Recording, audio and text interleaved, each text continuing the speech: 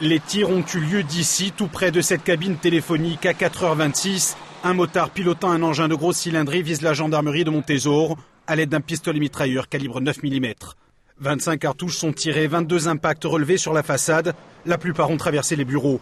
Sur place, les techniciens de la gendarmerie ont travaillé une bonne partie de la matinée à la recherche d'indices, mais ils n'ont pas eu à enquêter bien loin pour retrouver la moto du tireur.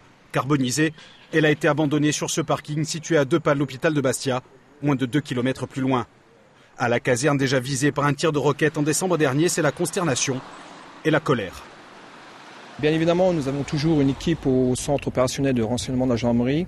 Il y avait 2 personnels à l'intérieur. Fort heureusement, ils n'ont pas été touchés, les vitres n'ont pas été touchées. Donc pas de blessés, fort heureusement.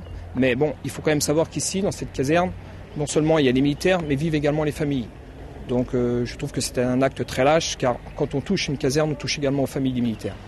Pas de revendication pour l'instant, mais un mitraillage qui intervient après plusieurs coups de filet dans la mouvance nationaliste et au 2e jour de la visite de Bernard Cazeneuve en Corse. Un baptême du feu pour le nouveau ministre de l'Intérieur.